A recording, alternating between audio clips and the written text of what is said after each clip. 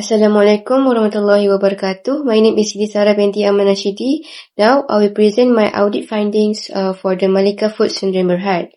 The first NC is a major category. So, the first NC is major because the freezer in the wet storage area stores different kinds of raw materials such as seasonings, onions, and raw material and raw meat together without proper segregation. So this will raise risk of contamination in the storage area.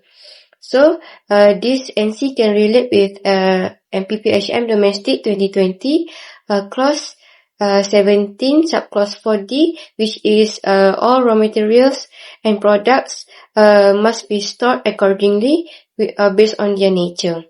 And then this NC also can relate with MPPHM Domestic 2020 clause 32 subclause 2F, which identify this NC as major and stated that non-conformance related to ineffective MHMS, which is raw material control SOP is not followed properly. And then the root cause. The root cause of this NC had happened because there is no SOP established for proper segregation of raw materials. So that's why the workers did not aware and didn't know where to refer to when they want to segregate the raw materials. So that's why they put all different kinds of raw materials in one storage. The root cause number 2 is also because of insufficient storage space. This is because they have insufficient storage space, so that's why they stores all different kinds of raw materials in one place because they don't have enough storage space. Okay, for the correction, so they need to segregate raw materials according to their nature and also label designated storage areas. So they need to segregate all different kinds of raw materials such as raw meat in one storage area in one freezer, and then onions in other storage area, and they also need to label that storage areas is for what raw material. And then number 5 is corrective action. So they also need to develop an SOP for raw material segregation, and so that all the staff will know or where to refer to when they want to segregate the raw materials. And then they also need to train staff on proper storage and segregation practices so that they become more aware and knowledgeable on how to store all the raw materials and products and segregate them based on their nature accordingly. Second non-conformance is minor non-conformance. This is because, as we can see in the photo, the worker failed to wear the required PPE, including gloves, a face mask, the designated work apron, and a hairnet that fully covers the ears. As we can see, the worker wear like a blue apron, which is not permitted during in the processing area, because we need to wear white apron because so that we can see the apron has been contaminated, is dirty or not. So this non-conformance can relate with the MPPHM Domestic 2020 clause 17 subclause 9E, which stated that proper PPE must be worn by the workers based on the requirements given. And then also clause 32 subclause 1D, which is non-conformance with workers' non-conformance related with health, hygiene, and also sanitation. Okay, so the root cause of this non-conformance is because the workers don't get enough halal awareness training regarding on proper PPE practices. So that's why they don't have enough knowledge and aware on how to wear proper PPE and how to have a full proper PPE worn during in the production or processing area. Second root cause is because of inadequate PPE compliance monitoring.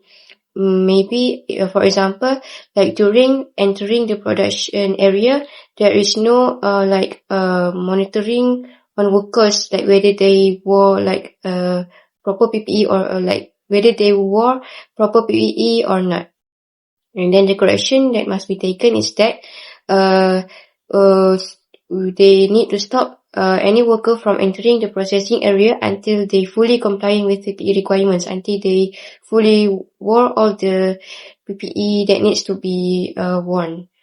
And then replace with the required PPE immediately. If they enter the production area without fully worn, like not properly worn the PPE, they need to replace it, wear it immediately, and then they can enter the processing area.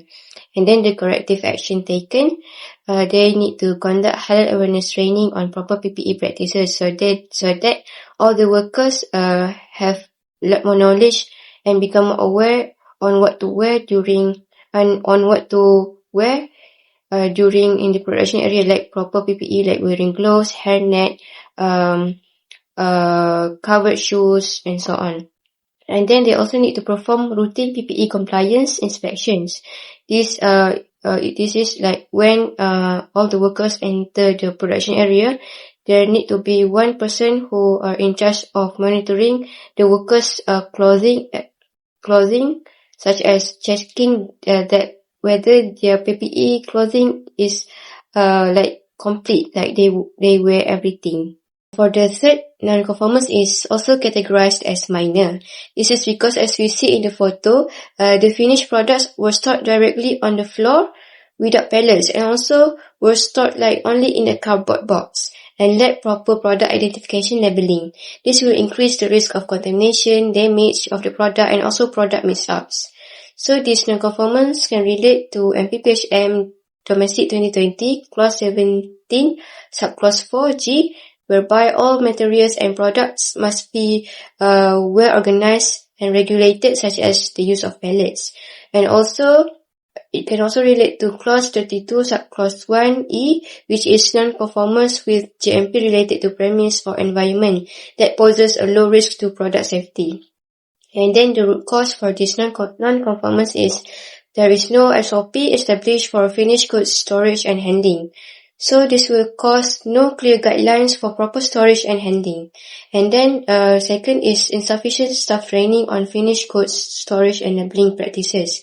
This will cause the workers to be unfamiliar with the correct storage and labeling procedures, and they will cause mistakes in storing the finished goods and without the correct labeling. And then the correction to be taken is that they need to transfer all the finished products onto the pallets immediately, like quickly remove them from the floor and then put the finished products to onto a pallets. Okay. And then second, label all finished products appropriately. So they also need to label all the finished products so that there will be no mix-ups between each product, and there will be no mix-ups between each products. Like all products can be identified very easily. And then lastly, corrective action to be taken. Develop an SOP for finished goods storage and handling. So by doing so, all the workers can refer to the SOP when they want to store handle the finished goods storage, so that they can store it properly, store it on the pallets, on a specified pallets, and without just directly putting them on the floor and on a right storage area. And then they also need to train staff on proper finished goods storage and labeling practices. By doing so, the workers can have more knowledge and aware of how to store the finished goods accordingly to the requirement, and how to label them so that there will be no mix-ups or product damage. And they also can trace the product easily if they label the finished goods properly. Okay, that's all from me. Thank you.